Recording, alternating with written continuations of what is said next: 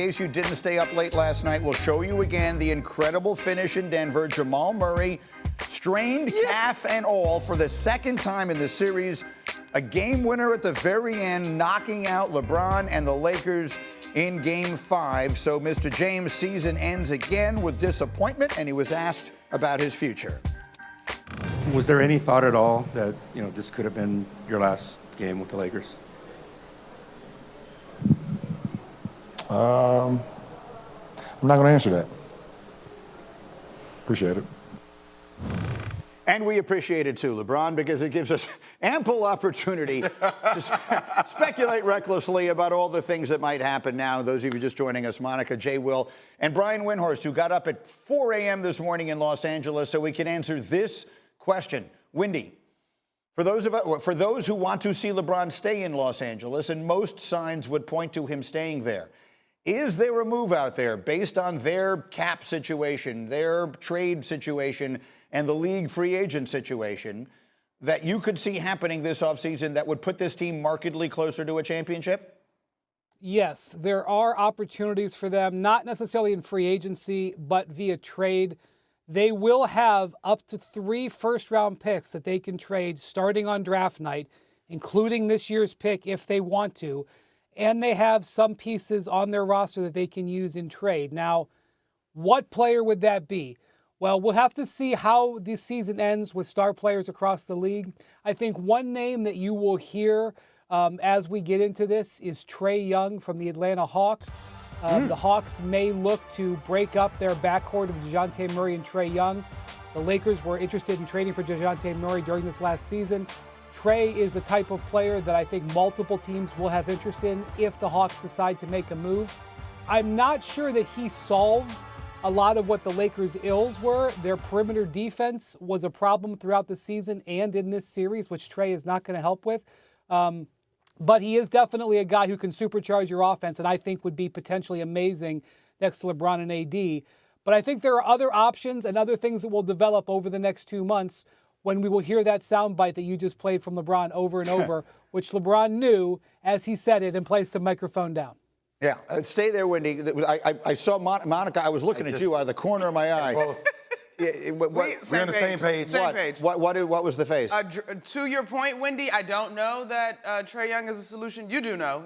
No. The offense would be spectacular, sure, but that's not the issue here. No, I'm out on Trey Young immediately. Well, let me push back on that. Okay. Jay, Will, maybe he's not the answer to the reason they lost to Denver, but for all the games that everybody misses, and LeBron James is going to be 40 years old, and Anthony Davis and all that kind of stuff, you need someone out there who can score when those guys aren't out there, or who can do things when those guys aren't out there. Trey Young can do that. I know Kyrie Irving would have been the ideal example, and they didn't wind up making that happen, even though I believe LeBron wanted it. Trey Young would be, to me, a better option for those moments when you need someone to do something. He would be able to score. I also think he would be a defensive liability on the court, and he's a really small player. And when you think about in the West, think about the teams you're going against in the West. Think about the size of OKC. Think about the size of Minnesota. So you have a lot of these teams that are up and coming, and I think him being on the court, it would be detriment to their team. They need bigger, stronger, athletic wings that can really contend with the physicality that AD and LeBron are going to bring. The other piece to that, you're going to have to find personalities that align. What does that mean? Chemistry is going to be hugely important. It is not, we've heard from various players that have won with LeBron, it's not necessarily easy to fit into that sphere, right? He has a very high standard. He's been very successful. Part of the reason that Atlanta may be looking to move on from Trey Young, as I understand it, is not just about the basketball. So I don't know that that's a fit. So let me go back to Wendy. You said they need bigger, they need athletic wings. You need shooters too. Okay, we need a big athletic wing, Wendy. What do you have for me here? If the Lakers, I'm looking for a big athletic wing for the Lakers. Join half the league. What can you offer me? So are about 20 teams. Yeah. Right. Okay, I want to say 2 things about here real quick. Number one, Darvin Ham said last night, he mentioned the health. The Lakers, and I want to get this very clear, the Lakers had very good health this year. Yes, some of their role players down the bench were out for big chunks of the season. Their top 4 players, AD, LeBron, D'Angelo Russell, Austin Reeves, all played over 70 games. Anthony Davis played the most games of his career. LeBron played the most in 6 years.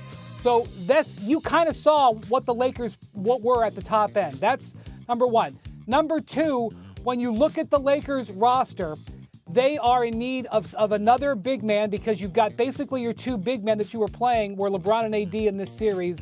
When they went down the bench, they just didn't have any other big. So it's not just a perimeter player. The other thing was last night, LeBron played over 40 minutes. He was exhausted. This happened several times on the stretch of the season. He was exhausted at the end of the game.